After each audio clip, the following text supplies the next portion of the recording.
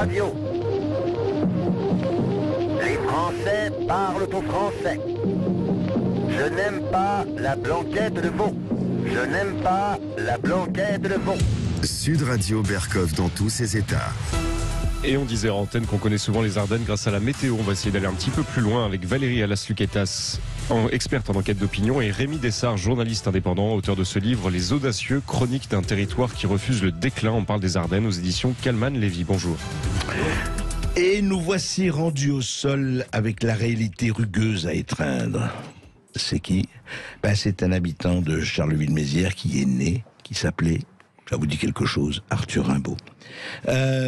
Au fond, c'est intéressant, Valérie et Rémi, je dis ça parce que comme ça on va plus vite, que vous ayez choisi ces Ardennes. Et je dois dire que c'est un livre vraiment que je recommande aux éditeurs de Sud Radio, parce que dans le magma, dans l'étang glauque de la France en décomposition, alors évidemment on entend un ministre qui nous dit ça y est, on a mis l'économie russe à terre, et puis on voit la suite. Voilà, désindustrialisation, décomposition, enclavement, chômage, hausse du coût de la vie, etc., etc. Qu'est-ce qu'on fait ? On ne peut plus rien faire. Eh bien, pas du tout. Vous avez fait un livre extrêmement positif, parce que vous avez montré qu'il y a des gens qui se prennent en main, et pas seulement dans les Ardennes, mais vous avez choisi les Ardennes, vous avez fait 3 ans d'enquête, et c'est tout à fait passionnant, parce que vous étiez sur le terrain et que vous racontez qu'est-ce qui s'est passé. Et c'est vraiment ce livre, Les Audacieux, c'est la feuille de température. Alors, où on se couche et on attend, je ne sais pas, soit on attend le RSA, soit on attend la mort, soit on attend les soins palliatifs, ou on se prend en main et on fait. Et vous avez, et les héros, en tout cas les personnages de votre livre, de votre enquête, sont vraiment passionnants. Alors, d'abord, comment ça s'est passé ? Là, maintenant, vous êtes retourné, les Ardennes, c'est pas loin, mais c'est aussi passionnant, je le dis, qu'un reportage au long cours dans n'importe quel pays du monde. Alors, Valérie Alas-Luquetas, comment ça s'est passé ? Alors, comment s'est passée l'enquête, par exemple ? Oui, c'est-à-dire que non. En fait, au départ, qu'est-ce que vous avez retiré de ce que vous avez vécu pendant ces 3 ans d'enquête ? D'abord, on a fait des rencontres extraordinaires. Des personnes qui sont devenues des personnages dans notre livre, mais des personnes qui nous ont montré différentes facettes des combats en territoire, un peu une sorte de guérilla. Comparer ça à la guérilla, menée par des députés, par des maires, mais par aussi des chefs d'entreprise, des citoyens, pour sauver une entreprise menacée par en fait la mondialisation, pour lutter contre la fermeture d'un hôpital, par exemple à Sedan. Voilà, donc différentes sortes de combats. Et c'est de gens qui n'acceptent pas ça et qui disent on va pas laisser faire. Qui se disent on va pas attendre, voilà, sans rien faire. Et qui ont les Ardennes vraiment au cœur. Une identité ardennaise très forte, une fierté très très forte, qu'on retrouve forcément dans d'autres territoires, mais là, nous, on est allés dans les Ardennes. Bien sûr. Et Rémi Dessart, justement, je rappelle quand même que vous avez été créateur du magazine Capital, directeur de l'information M6, François, L'Équipe, Journal du Dimanche, directeur des rédactions du Parisien, et on n'attend plus que France 2, FR3 et le reste. On va peut-être se calmer. Alors Rémi Dessart, effectivement, on voit dans ce livre, ce que disait Nathalie, c'est au fond, c'est le Y'en a marre. Vous savez, vous commencez votre livre par cette paru dans la tribune qu'avait créé un certain nombre de chefs d'entreprise, il y en a marre. Et c'est ce y en a marre, c'est-à-dire qu'on constate, ça commence par l'enclavement, et puis tout le reste suit comme quand on file la pelote. Alors racontez-nous, c'est quoi ? C'est des gens qui se disent, c'est pas possible d'accepter que ça part à volo, que ça se décompose, c'est ça ? Alors, il y a eu plusieurs strates de combat, mais c'est vrai qu'au départ, même les chefs d'entreprise, car ce sont eux qui poussent ce cri, il y en a marre, parce qu'ils disent, nous, on nous demande de faire du juste à temps avec nos entreprises pour livrer l'industrie automobile. Il faut que les camions arrivent à la minute près dans les usines un peu partout en France. On fabrique les pièces ici, et l'autoroute n'est pas là. L'engorgement du trafic est impossible. On est battu à cause de ça. Donc, ils se battaient pour ça. C'est vrai que dans ce département, on a décidé à un moment donné de dire ok, l'État peut peut-être faire des choses pour nous, mais si on attend, il ne se passera plus rien. Et donc, en gros, c'est aussi un territoire où on voit que se prendre en main est une alternative au fait de se tourner en permanence vers l'État, vers Paris, pour obtenir des choses. Bien sûr que de temps en temps, Paris donne un coup de main. C'est jacobinisme oblige. Hein. Ça reste quand même le cas. Mais néanmoins, quand il crée le campus, on raconte l'histoire de la création du campus universitaire de Charleville-Mézières, Paris n'est pas en cause. En gros, tout se passe dans la région Grand Est, tout se passe localement, et ils vont monter pièce après pièce leur budget pour arriver à leur fin et arriver à créer un campus universitaire qui existe, qui est très sympa à regarder. Les étudiants sont très heureux. Ça commence. Ils l'ont inauguré il y a 2 ans, et je pense que ils montrent que se passer de Paris, c'est possible. Alors évidemment, pas pour tout. Bien sûr. Non, mais ce qui est très intéressant, alors comment ça se passe? Comment ça se coagule? Comment ces énergies, que ce soit entrepreneuriales ou autres, ou effectivement, vous parlez des maires, on parlera des 2 maires dont vous parlez longuement dans votre livre, c'est-à-dire que comment ils se coagulent en disant, bon, écoutez, seul on peut rien faire, l'union fait la force, on le sait, mais malheureusement ça se pratique pas toujours. Est-ce que ça se passe en dehors des étiquettes politiques, ou c'est toujours camp contre camp, parti contre parti, ou pas? Justement, ce que l'on montre dans le livre, c'est que une fois qu'on commence à travailler sur un territoire, les étiquettes politiques s'effacent. On n'est plus dans le temps de l'élection, on est dans le temps de l'action. Et non seulement on voit des élus qui décident de travailler ensemble, et c'est notamment le cas des 2 maires de Charleville-Mézières et de Sedan, Boris Ravignon et Didier Herbillon, c'est ça. Voilà, qui étaient bien conscients que, en fait, à un moment, il faut faire quelque chose pour le territoire. Ils avaient l'opportunité de le faire au travers de Ardennes Métropole, qui est donc une communauté d'agglomération qui couvre une très grande partie du territoire ardennais, ce qui donne aussi du sens à leur action. C'est que ça fait levier. Là, l'agglomération est efficace. Bien sûr. Voilà. Et l'agglomération s'est saisie de dossiers, dont le campus, enfin plein d'autres dossiers, à la fois des dossiers qui sont des compétences légitimes d'une agglomération, par exemple le traitement des déchets, etc. Ça, c'est ce qu'on attend de l'agglomération, mais aussi d'autres projets qu'ils ont pris à bras-le-corps, qui sont vraiment une création, une initiative. Et donc non seulement on a des élus qui agissent ensemble, mais en plus en interaction avec tout un écosystème, parce qu'en fait, on découpe les choses, il y a les élus, il y a Paris, il y a le local, mais en fait tout fonctionne en synergie.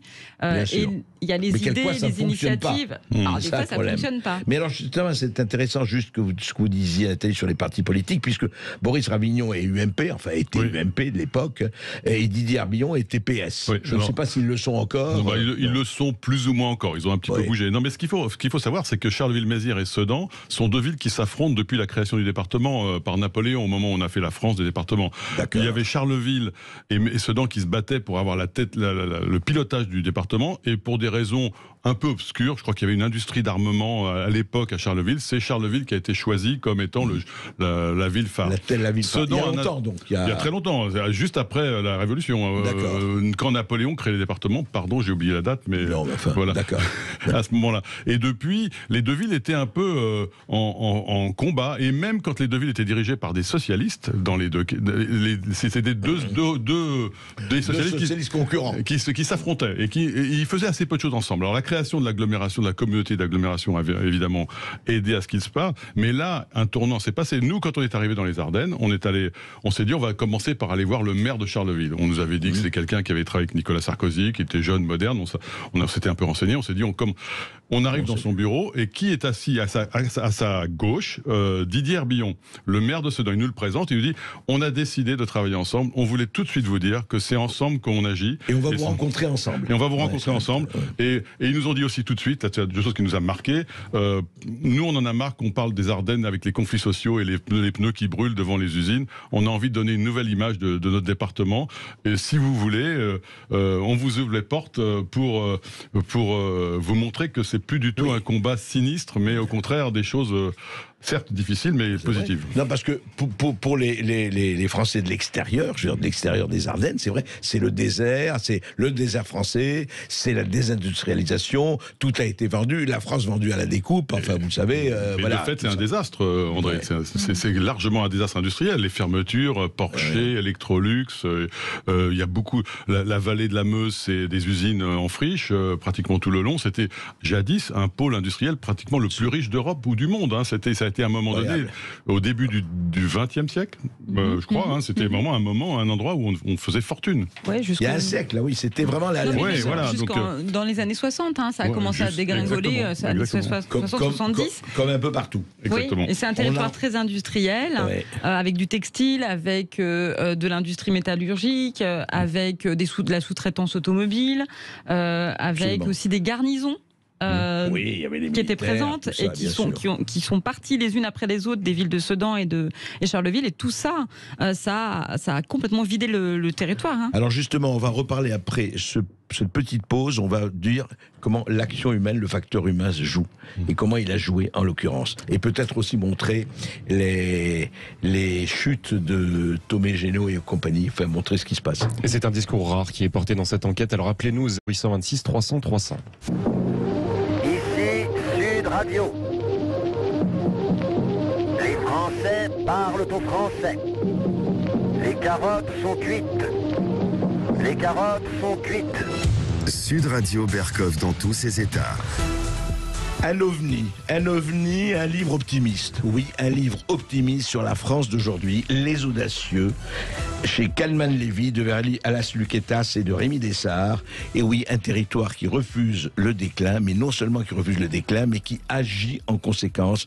Aide-toi, Paris t'aidera, mais commence par t'aider. Alors justement, parlons d'abord du déclin, parce qu'effectivement, vous n'avez pas choisi les Ardennes par hasard. C'est vrai qu'il s'est passé un déclin terrible, et vous en parlez, d'ailleurs, on va rappeler rapidement, parce qu'il faudrait 2 heures pour raconter, mais Tomé Génaud, l'entreprise Tomé Génaud, qui est quand même très exemplaire de cela. Oui, Tomé Génaud était un fleuron industriel du département, de la vallée de la Meuse, une entreprise qui excellait, qui vendait des pièces de démarreurs, des alternateurs, je crois. Des pôles, c'est ça exactement. Alternateur, c'est quoi? C'est une des composantes du moteur. Oui, c'est ce qui permet de démarrer la voiture, c'est la batterie. Bon, bref, c'est le circuit électrique de la voiture. En l'occurrence, ils vendaient dans le monde entier, notamment à Ford. C'était un des leaders, et à Valeo, je crois. Ah oui, leader mondial. Enfin, c'était un leader mondial. Et puis ils sont partis dans une spirale. Ils ont été victimes de ce que ont vécu beaucoup d'entreprises dans la montée en puissance de ce qu'on appelle l'économie rapide. C'est-à-dire qu'on n'a plus de stock et on concentre ses forces. Que du flux. Et on demande aux fournisseurs de baisser les prix et de produire plus. Et eux, paradoxalement, ils ont été victimes. Valérie, tu as creusé ce sujet dans le cadre de notre organisation du travail, mais ils ont été victimes d'avoir à produire plus et de ne plus trouver à un moment donné l'argent pour financer cette production. Oui, effectivement. En fait, c'est une entreprise qui détenait 20% du marché mondial de cette pièce automobile et qui travaillait avec les plus grands constructeurs automobiles. 20% du marché mondial, c'est énorme. 20%, c'est énorme. Niché au creux de la vallée de la Meuse dans les Ardennes, quand même. Donc des Ardennais qui partent à la conquête du monde. Du monde, absolument. Voilà. Et à ce titre, en fait, ils avaient développé une technologie de pointe. C'est ça qui leur a valu de conquérir une telle part de marché. Et effectivement, ils étaient soumis à la fois à l'attente des clients, produire plus de qualité en baissant les prix.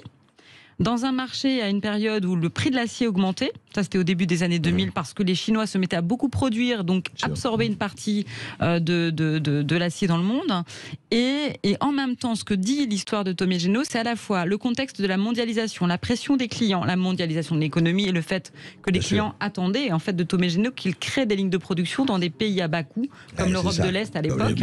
C'est ce qu'ils attendaient. Délocaliser. Et il y a un autre phénomène qui est hyper important dans cette histoire, c'est que ça raconte aussi l'histoire des entreprises familiales, à capital familial. C'est une entreprise qui était florissante, qui était restée dans la famille, et qui pour se développer, la mère ne voulait pas surtout. Qui pour se développer aurait eu besoin de faire rentrer un partenaire industriel.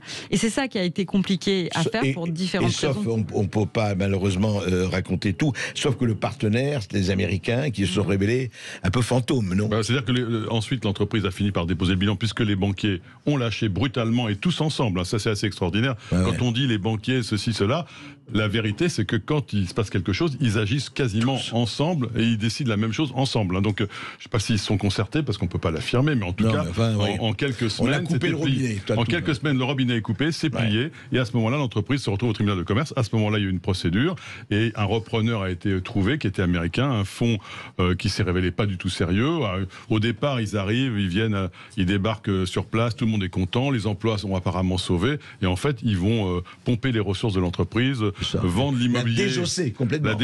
Vendre l'immobilier que la famille avait accumulé à Paris pour des raisons X ou Y, peu importe, ils avaient des biens immobiliers, ils ont été vendus et ils ont pris leur mise, quoi. Donc ensuite, l'entreprise s'est retrouvée finalement à nouveau en faillite.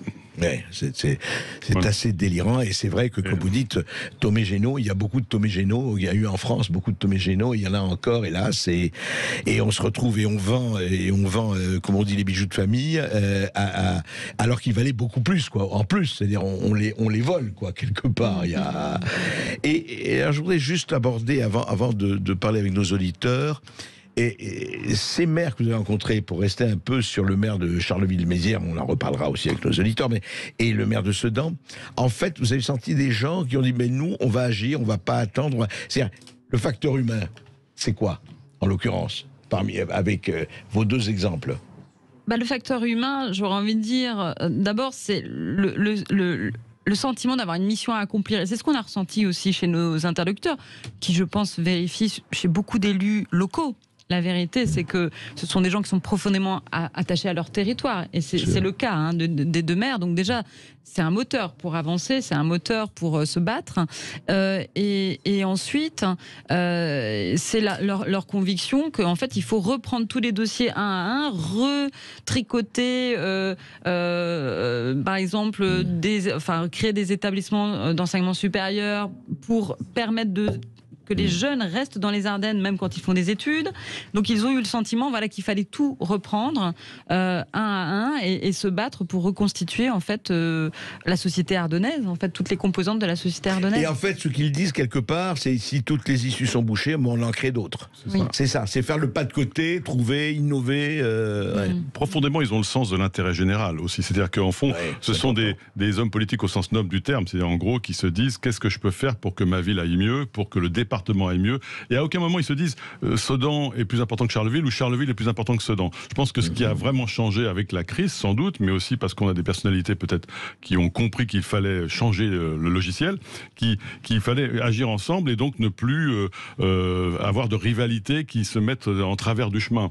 Et donc du coup, dans beaucoup de dossiers, on raconte que par exemple lorsque l'ARS, l'Agence régionale de santé, veut fermer une grande partie de l'hôpital de Sedan, c'est le maire de Charleville lui-même qui pourrait y gagner, puisque dans le fond, l'hôpital de Charleville, dans ce cas-là, concentrerait plus de médecins, plus de lits, qui décide, qui se bat pour que finalement on conserve une offre médicale de qualité à Sedan.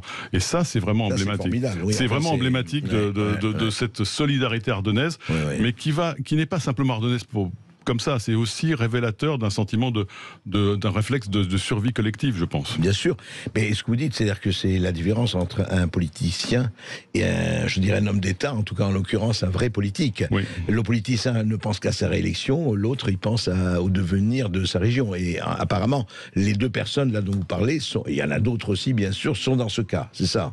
Oui. Et au fond, ça va nous amener effectivement, et nous allons en parler avec les auditeurs de Sud Radio, ça va nous amener à dire au fond, est-ce qu'il y a bien sûr d'autres exemples que les Ardennes, mais est-ce que pour vous, parce que vous avez quand même l'expérience, est-ce que l'expérience d'Ardennes peut être effectivement, non pas reproduite à chacun, mais au moins faire et soit une exemplarité pour cette France qui en ce moment ne va peut-être pas le mieux possible. On en parle tout de suite. Et vous, que faites-vous pour votre territoire? Vous nous appelez au 0826 300 300. Ici Sud Radio. Les Français parlent au français. Je n'aime pas la blanquette de veau. Je n'aime pas la blanquette de veau. Sud Radio Berkov dans tous ses états. Et la France dans tous ses états, et les Ardennes dans des états qui commencent à s'améliorer drôlement. Les Audacieux, ce livre publié chez Calman Lévy, Et on parlait effectivement de ces deux mousquetaires, là, Boris Ravignon, le maire de Charleville-Mézières, Didier Herbillon, le maire de Sedan, et aussi Julien Sauvage, qui fait le festival, le Cabaret Vert, qui marche très très très fort près de Charleville, dans la friche industrielle de Charleville. Mais je voudrais savoir comment, enfin, vous avez aussi interrogé des gens, pas seulement les élus, les hiérarques, les entrepreneurs, comment les gens réagissent aujourd'hui dans les Ardennes? Je veux dire, est-ce que c'est toujours, très franchement et lucidement, toujours dit oui, mais enfin bon, est-ce qu'il y a une espèce de, non pas de passivité, de résignation, ou au contraire, vous sentez quelque chose que ce qui s'est passé depuis quelques années avec l'action a quand même, disons, a joué sur le moral, au bon sens du terme? C'est difficile de répondre à la question parce que c'est vrai qu'on s'est vraiment attelé à rencontrer les acteurs. Différents acteurs, même si au tout début de notre enquête, on s'est aussi intéressé. Non, mais parmi les acteurs sont aussi des citoyens. Hein. Oui, ils sont citoyens, mais je pense qu'ils ne réfléchissent pas au bord du gouffre. Ils ne pensent pas au fait qu'ils sont au bord du gouffre, ils agissent. D'accord. Je crois que c'est un peu ça. C'est-à-dire que les Ardennais sont habitués historiquement à vivre des moments difficiles. Hein. C'est par là que les Allemands sont passés, ils disent deux fois. Nathalie, oui. Donc, 3 fois, hein, c'est ça. 3 fois, oui. Enfin, donc, oui, ils sont toujours pas venus par les Ardennes. Bien sûr, c'est le point de passage. 14 et 40. Les vents du Nord et les Allemands passent par là. Donc, enfin, en gros, il y a une sorte de fatalisme chez les Ardennais. Et aujourd'hui... il ne faut pas les pousser trop. C'est vrai qu'ils ont tendance à penser que c'est quand même difficile. Ils sont très conscients et très lucides sur le fait que sauver leur département, c'est compliqué. Mais on sent quand même, par leur enthousiasme pour des manifestations, comme le festival, le cabaret vert, on sent quand même qu'ils sont attachés à ce qui se passe et qu'ils réagissent au quart de tour. Quand on inaugure le nouveau campus, ils sont très nombreux à venir, tous ceux qui ont des enfants, tous ceux qui sont concernés, pour voir comment c'est. C'est le campus universitaire. Le campus universitaire, absolument.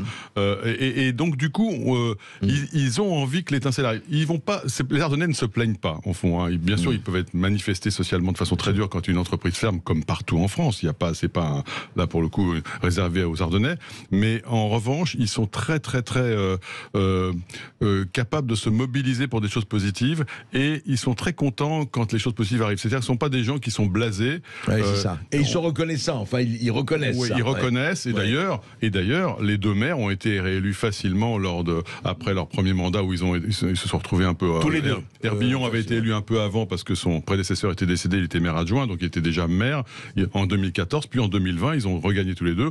Boris Ravignon, c'est carrément un plébiscite, hein, donc je crois qu'il y a eu un score, un score africain. Donc, et dans des villes qui étaient gouvernées par la gauche et une gauche assez militante, assez classique, enfin classiquement militante, c'est un signe qui prouve qu'il y a une reconnaissance de ces actions.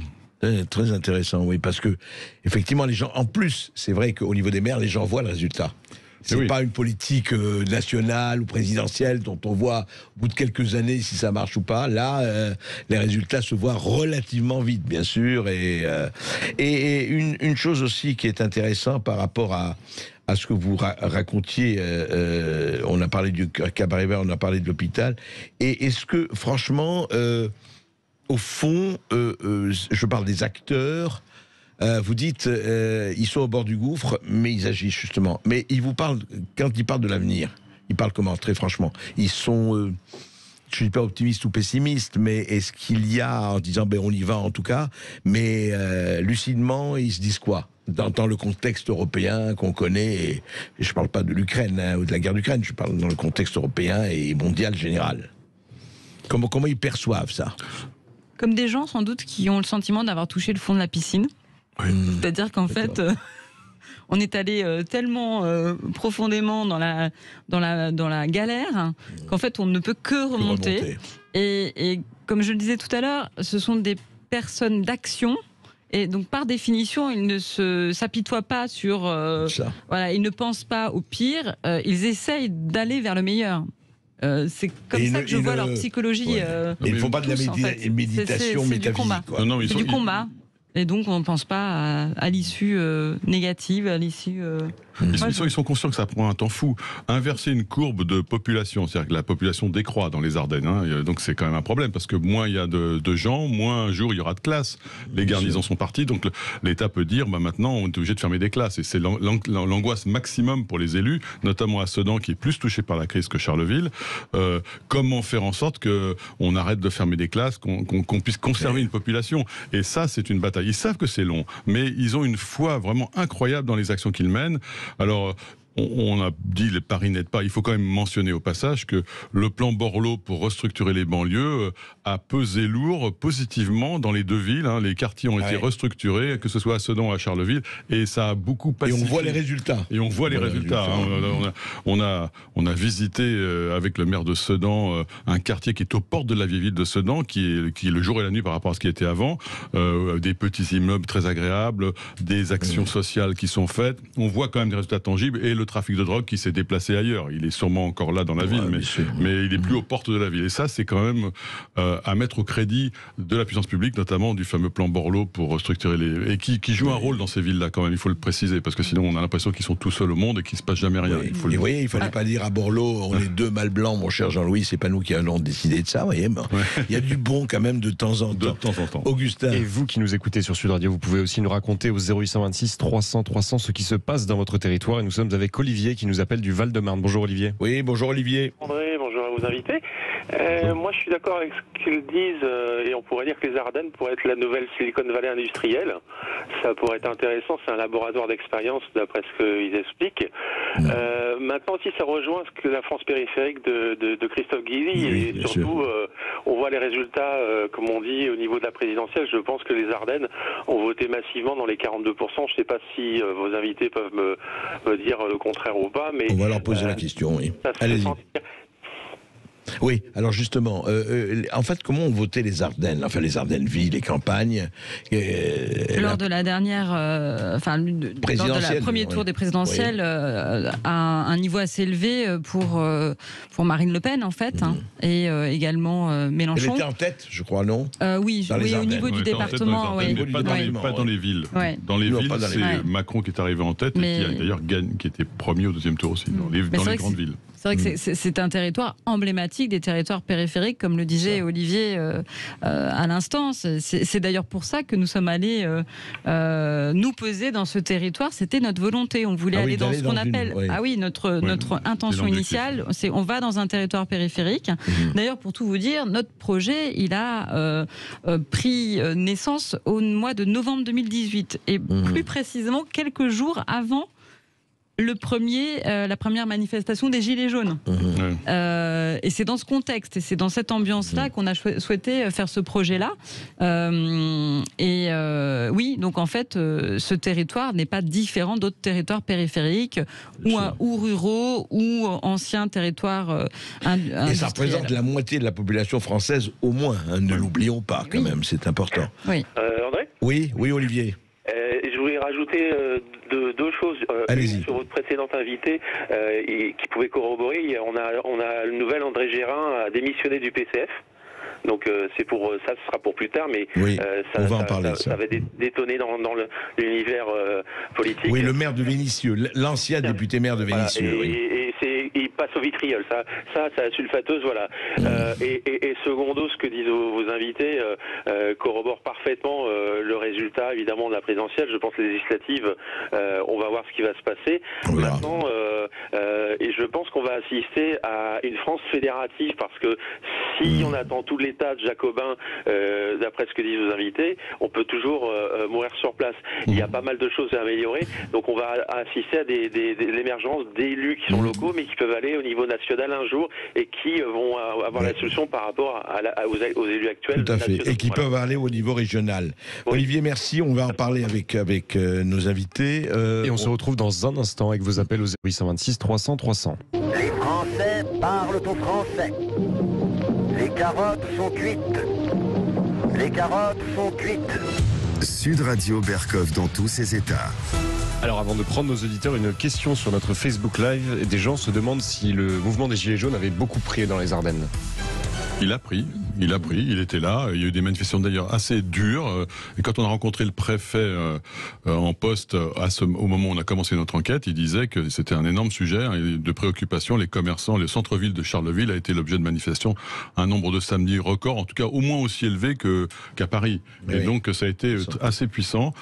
Après, c'était pas des centaines de gens, mais c'était un mouvement actif. Actif et assez violent, pas mal de violence.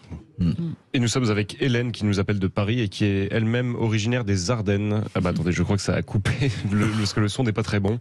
Ouais, écoutez, continuez à nous appeler au 0826 300 300. Et j'aurais voulu réagir justement par rapport à Olivier et par rapport à ce qu'on s'est dit un peu plus tôt. Quid quand vous dites justement le maire de Charleville, le maire de Sedan qui se retrouve, le département, est-ce qu'il y a une volonté aussi d'agir en commun ou c'est très différent au niveau de la région ?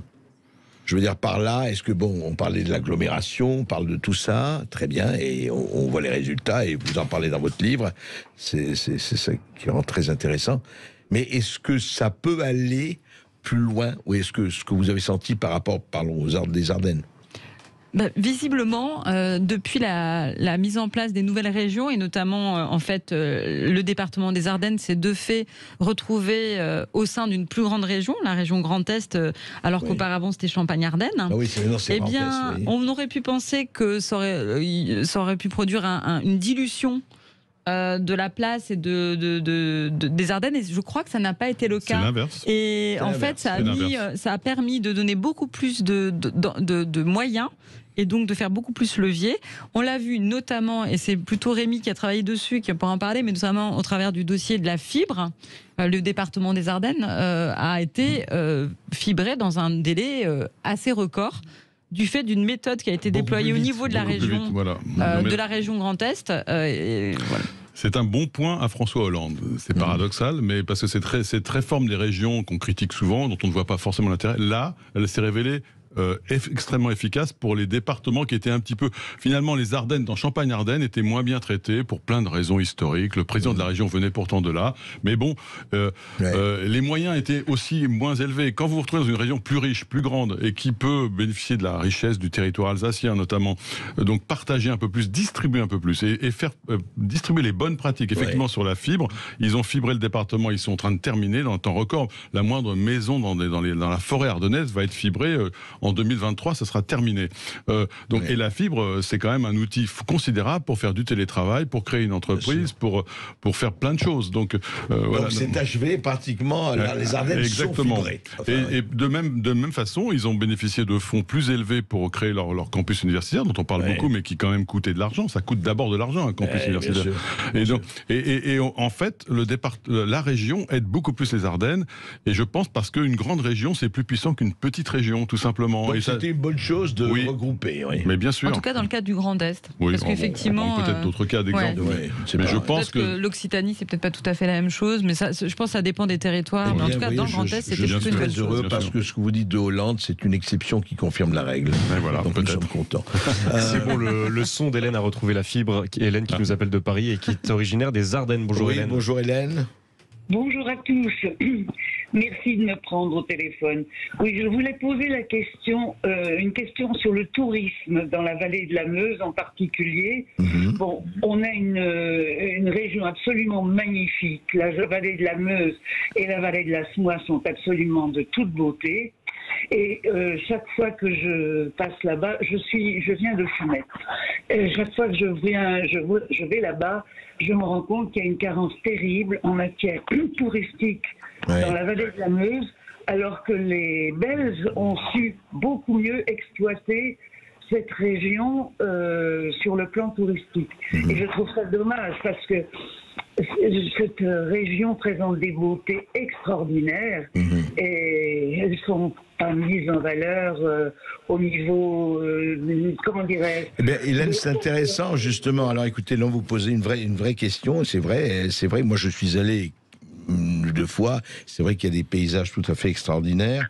Et comment ça se fait alors comment il se fait, Valérie, Rémi, que ça n'ait pas été, que ce n'est pas encore. C'est l'histoire. D'abord parce que la vallée de la Meuse a été une vallée très industrielle. Donc pendant longtemps, le département et la région s'est concentré sur cette richesse et a pu plutôt délaisser, alors que les Belges qui n'avaient pas d'industrie de l'autre côté de la frontière, un petit peu d'agroalimentaire mais pas plus. Donc eux, on en fait un spot touristique. Et puis ça a l'air de rien, mais on descend vers le sud quand on part de Bruxelles. Nous, les Français, pour aller vers le nord, c'est plus compliqué. Mais néanmoins, le potentiel est extraordinaire et je pense que tout le monde en a pris conscience. C'est-à-dire que vous avez complètement raison, c'est encore très très peu développé, mais on a rencontré, la prise de conscience est là. C'est-à-dire que les élus, le milieu associatif essayent de créer. Il va y avoir maintenant des voies vertes pour longer la Meuse et traverser le département, tous ces lieux magnifiques en vélo. L'équipement hôtelier est encore très faible, mais il va se développer. Ça prend du temps, mais la prise de conscience est là. Et je pense que tout le département sait que le tourisme sera un des leviers économiques dont il pourra bénéficier pour aller mieux. Aujourd'hui, même si les Français ne vont pas tout de suite à l'Est, mais enfin, ils pourront y aller quand on aura fait la publicité, la communication. Oui, et en fait, d'ailleurs, la clientèle naturelle des Ardennes, ce sont les Hollandais, par exemple, les Allemands, les Belges, voilà, qui sont déjà un peu présents, mais de manière très, très faible aujourd'hui. Et c'est vrai que dans les Ardennes, il y a à la fois un territoire naturel, enfin un patrimoine naturel magnifique, la vallée de la Meuse, le développement du cyclotourisme. Il y a aussi un patrimoine bâti extraordinaire. À Sedan, il y a quand même le plus grand château fort d'Europe. Mais personne ne le sait. Personne ne le sait. Il y a à Charleville-Mézières, la ville de Charleville-Mézières, qui est en fait la composition de 6 communes à la base, dont les 2 principales, Charleville et Mézières. Charleville, c'est une ville qui a en son cœur une place, c'est la place du Cal, qui est la copie conforme de la place des Vosges à Paris. Et pour cause, c'est le même architecte. Et Mézières, c'est une ville art déco. Donc en fait, il y a du patrimoine, il y a des joyaux à mettre en valeur. Alors justement, c'est très intéressant de voir comment effectivement c'est vrai ignoré, mais enfin bon, on va pas jeter la pierre à qui que ce soit. Mais vous voyez, vous me dites ça, ces informations, je suis sûr que beaucoup de gens ne savent pas du tout. Moi, je ne le savais pas, mais voilà. Nous ne le savions pas non plus. Et en même temps, si vous voulez aller passer des 4 jours dans les Ardennes en vacances, vous allez avoir du mal à trouver une offre de qualité en hôtellerie. Il y a des choses qui se mettent en place, il y a des gens qui investissent, qui créent des choses, et c'est en train de progresser, mais c'est pas encore extraordinaire. Et quand vous voulez aller voir le festival de Cabaret Vert, vous logez à 50 km à la ronde parce qu'il y a trop peu d'hôtels, trop peu d'endroits où loger. Alors les festivaliers, eux, ils dorment sous la tente, mais bon. Woodstock oblige. Oui, Hélène, vous vouliez intervenir. Oui, Hélène, on vous écoute. Je disais simplement qu'il n'y en a pas dans la vallée. Quand vous remontez, quand vous passez Charleville et que vous allez vers Givet, il n'y a plus rien. Voilà, il n'y a rien du tout. Il y a quelques chambres d'hôtes, mais très peu. Il n'y a aucun hôtel. C'est vraiment triste parce que c'est une région qui a une histoire, une grande histoire. Eh bien, on va demander à messieurs Dubrulle et Pélisson de s'activer, entre autres, et puis d'autres aussi. Bazin. Monsieur Bazin, c'est vrai. Non, mais il y a quelque chose à faire, je pense, pour réhabiliter ce territoire qui a un potentiel touristique, je suis complètement d'accord, formidable. Il y fait d'ailleurs de plus en plus beau, parce que le réchauffement climatique, ça favorise évidemment ces régions aussi. Alors juste un mot sur la démographie et les problèmes qui se posent. Est-ce que par exemple, le fait que le RN soit au niveau où il est, que c'est toujours les mêmes problèmes partout, immigration, etc., choc des civilisations, démographie d'un côté en baisse, de l'autre en hausse, est-ce que les problèmes qu'on connaît en France se retrouvent aussi là de la même façon ou pas ? D'une certaine manière, oui. Je pense un peu moins la problématique de l'immigration et ce sentiment, parce qu'en fait, c'est quand même un territoire industriel. Qui dit territoire industriel veut dire qu'en fait, dès les années 50-60, on a accueilli dans les Ardennes énormément de migrants, différentes vagues. D'abord les Italiens, voilà. Après, il y a aussi les Polonais. Oui, bien sûr. Exactement. Et il y a dans le territoire, évidemment, il y a des quartiers. Dès le début du XXe siècle, quoi. C'est ça. Et il existe des quartiers, comme dans d'autres villes en France, des quartiers qui ont posé des problèmes. Afrique du Nord, Nord, Afrique subsaharienne, etc. Oui, enfin, bon. Non, le problème est là, il est présent. Mais curieusement d'ailleurs, quand on regarde, effectivement Marine Le Pen a fait un très gros score à l'élection présidentielle, elle a eu 56% dans les Ardennes, mais en revanche, il n'y a pas de maillage politique local fort. C'est-à-dire que dans les conseils municipaux, il n'y a pas, ou plus, de représentants du Rassemblement national, par exemple. D'accord. Donc, et on ne voit pas de... Alors ça va peut-être changer, parce que des vocations peuvent peut-être se créer, mais en l'espèce, c'est que je pense, moi, quand même, que l'action locale des maires, mais on n'a pas parlé des députés, il y a des députés qui sont très très actifs sur leur zone et qui se battent. Le fait que la présence politique, ce ne sont pas des élus qui sont à Paris, ce sont des élus qui sont là. Et le fait qu'ils soient là tout le temps, dans leur quartier, dans leur village, partout, ça permet de pacifier un peu le terrain de jeu politique. Terrain extrêmement important, d'ailleurs, c'est l'implantation. Augustin, je crois que nous avons... Absolument, nous sommes avec Hakim qui nous appelle de Seine-Saint-Denis, mais vous allez voir. Bonjour Hakim. Oui, bonjour Hakim. Bonjour André, bonjour monsieur dame. Vraiment, bonjour. Moi je voulais juste vous dire que quand vous parlez de la mauvaise qualité hôtelière de votre région, je vous assure que c'est pas vrai. Parce que j'ai eu l'occasion de jouer moi pour le festival Africa Film. Peut-être que vous connaissez ce festival qui est tenu par Agnès Soignant, qui est la maman de Charles Soignant. Dans la ville de Fismes. Ça se trouve dans la ville de Fismes, qui est pas bien loin de Charleville-Mézières, si je me rappelle bien de la géographie du chemin que j'ai fait en voiture. Ouais.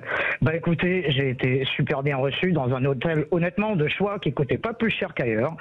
Et je vous assure que j'ai été magnifiquement reçu. J'aime beaucoup votre région. C'était à Charleville, l'hôtel? C'était à Fismes. À Fismes, d'accord. Alors ça, on ne connaît pas. Il y a peut-être un hôtel très bien à Fismes. C'est entre Château-Thierry et Charleville. D'accord. Voilà. Écoutez, c'est génial, parce que c'est un festival qui a lieu tous les 2 ans.